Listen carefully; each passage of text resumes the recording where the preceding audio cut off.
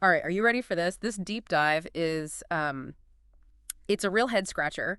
It's about this group, the Australian Jewish Association, the AJA, and how they went from basically nobody knowing who they were to being quoted like everywhere during the 2022 Australian federal election. Yeah. But here's the thing, they don't actually represent what most Australian Jews think. Hmm. So how did they get so much attention from the media? Why does it even matter? It's a fascinating case, really, of media representation and how it can Right. totally shape public perception. Yeah, the AJA got quoted by some pretty big outlets like the Australian and the Sydney Morning Herald, right alongside more established Jewish organizations. They kind of became the go-to for the quote-unquote Jewish perspective, even though their views are, let's just say, a little bit on the fringe, even within the Jewish community itself. Okay, so they were getting attention, but why is that a problem? Well, imagine you're trying to understand where Australian Jews stand on, say, the Israeli-Palestinian conflict. And you see the AJA being quoted everywhere. You might think, oh, okay, this must be the general consensus. But it's not the case at all. There's an article in the Jewish Independent that argues that this mainstreaming of the AJA was actually super misleading and potentially even dangerous. Hold on. Dangerous. How so? The AJA's views on the Israeli-Palestinian conflict, they're quite different from what's generally accepted, internationally. They're very vocal about their opposition to a two-state solution, for instance. And this isn't just some abstract debate. This has real-world consequences for how people view the conflict and what solutions might actually be possible. Okay, I'm starting to see the issue here. It's like they're presenting their specific viewpoint Yeah. as the Jewish perspective, but it's not actually representative. Exactly. And they're not just talking about it. They're also engaging with political figures and parties. Remember that forum they hosted on the NSW state election? Wait, remind me about that. Sure. They invited representatives from some pretty right-wing parties, Yeah. like One Nation and the Australian Conservatives. Groups known for their, colorful stances, let's say. It makes you wonder Oh. about their claim to be apolitical. Or Yeah, so we've got this group, the AJA, with these strong opinions, some might even say extreme, getting this platform during a major election. But you said they don't represent most Australian Jews. Are they connected with any of the major Jewish organizations? That's where it gets even more interesting. They're not affiliated with the main Jewish community organizations in NSW or Victoria, and even national bodies like the ECAJ and ZFA haven't really wanted to comment on them. When the Jewish Independent tried to get a statement about the AJA back in 2021, both national bodies basically dodged the question. It's almost like the established Jewish community is trying to keep their distance from the AJA. So how did the AJA manage to gain so much traction in the first place? Well, let's take a closer look at some of their core positions and actions. This might help us understand their approach and how they've managed to get attention from certain media outlets. For one thing, they're very clear that they do not support a two-state solution in the Middle East. They don't even recognize Palestinians having the right to their own state, and they actually claim that the land of Israel includes the occupied territories. Wow, that's a bold stance. It goes against what a lot of countries, including Australia, officially recognize. Right, and this stance has drawn some criticism from people like Philip Mendes. He's an academic who focuses on these issues. He took issue with a statement made by the AJA's president, David Adler, who said that, quote, most Palestinians, or at least their leaders, are aligned with terrorist activities, end quote. That sounds like a pretty big generalization. Did anyone from the AJA respond to that criticism? Actually, Robert Gregory, he's their director of public affairs. Wow. He went even further and basically doubled down on that view. Uh-huh. It doesn't stop there, though. They've described the Australian Labor Party as having, quote, embraced Palestinian terror, end quote. They even tweeted a picture of the ABC logo with a hammer and sickle slapped on top of it. Wait, the hammer and sickle, that's pretty loaded imagery, especially in a political context. Yeah. Makes you wonder about their motives, right? Are they Wow. trying to demonize their opponents No.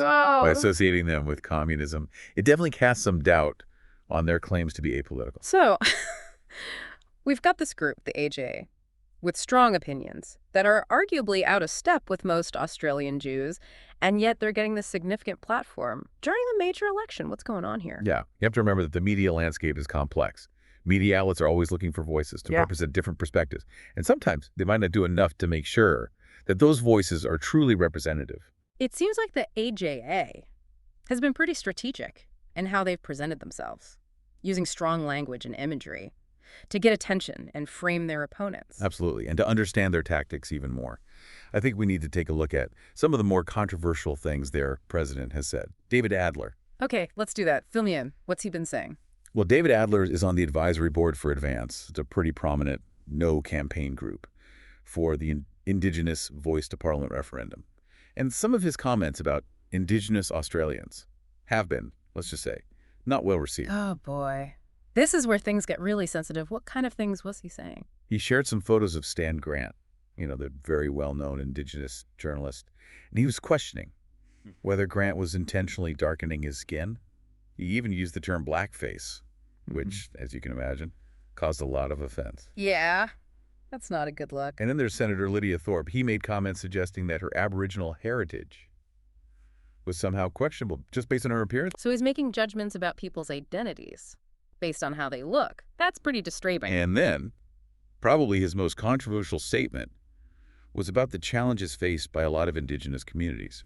He basically said that it's racist to acknowledge the high rates of alcohol abuse, violence, and child abuse in those communities without attributing those issues directly to their Aboriginality. Wait, so he's saying that talking about these serious problems is racist? That's how a lot of people interpreted it, yeah. Yeah. And he also made a kind of flippant comment about the ABC, saying, quote, "If you self-identify as a black lesbian, you'll get the job," end quote. Wow.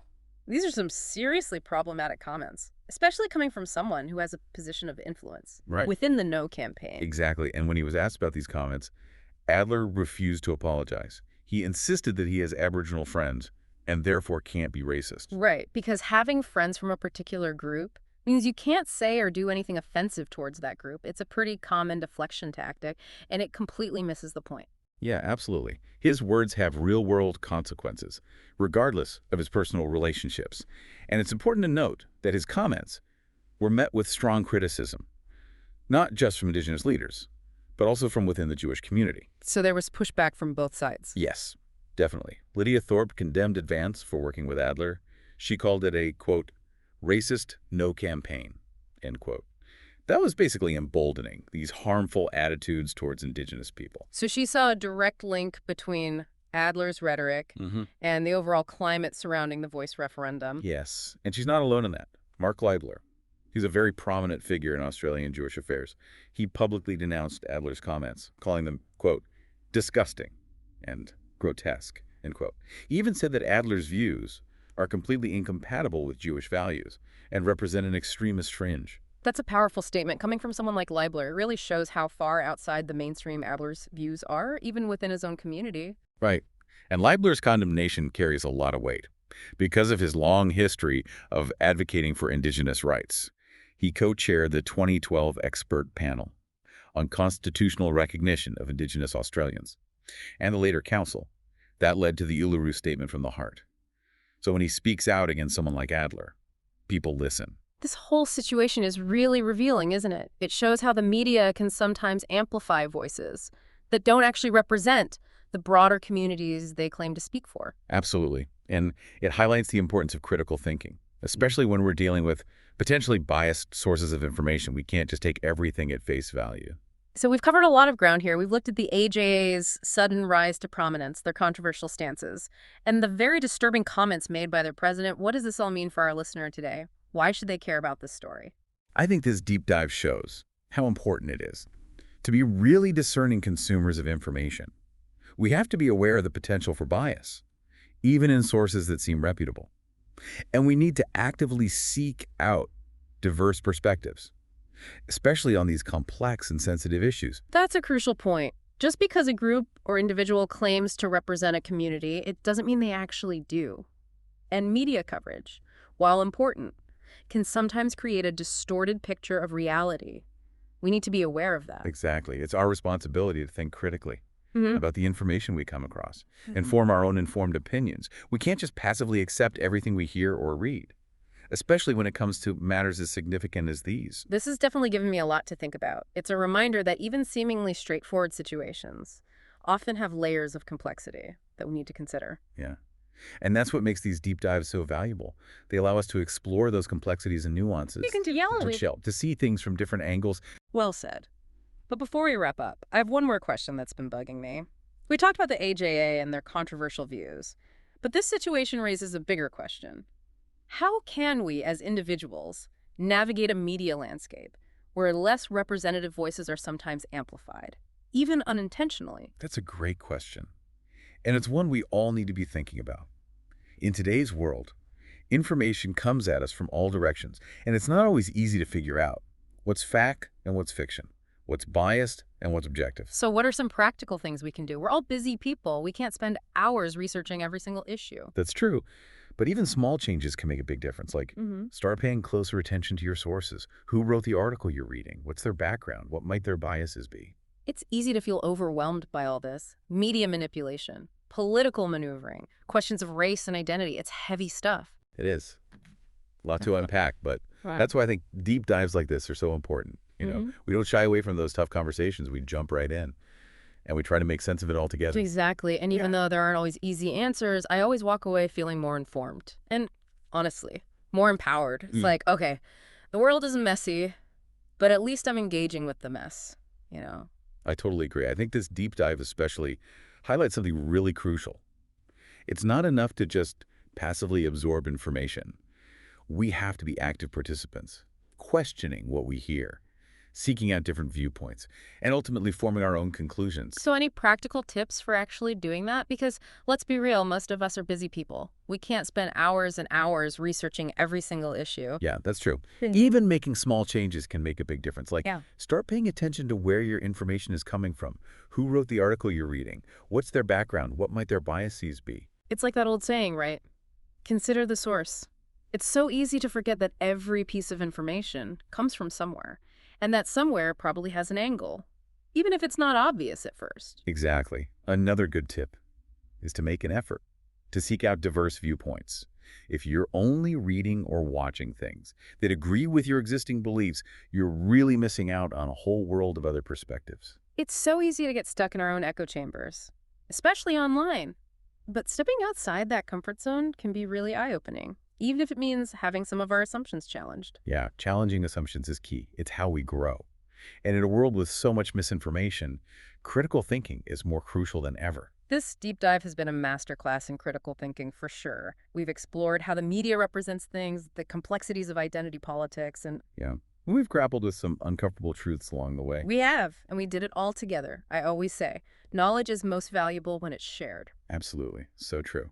Speaking of sharing, let's wrap up this deep dive with a final thought for our listeners. We've spent a lot of time talking about the AGA and their controversial views, but Right. this whole story brings up an even bigger question. Okay. What responsibility do media outlets have to accurately portray the views of different groups, especially during something like an election, when the stakes are so high? That's a really important question. How can we hold media outlets accountable for providing balanced and representative coverage, especially when certain voices are so good at getting all the attention? Right. It's a challenge for sure, but I think it's a conversation we need to keep having. Because at the end of the day, it's about making sure that the information we're all consuming is accurate. It's fair, and it reflects the diversity of perspectives out there in any community. We've given you the information, the context, the different perspectives now. Yeah. It's up to you to keep exploring these issues. Think critically about what you're seeing and hearing, and form your own informed opinions. And that's what makes this journey so worthwhile. It's not about finding easy answers. It's about engaging in this thoughtful exploration, challenging ourselves to see things from different angles. Couldn't have said it better myself. And on that note, we'll wrap up this deep dive. Thanks for joining us. Until next time, keep those minds curious. And stay engaged.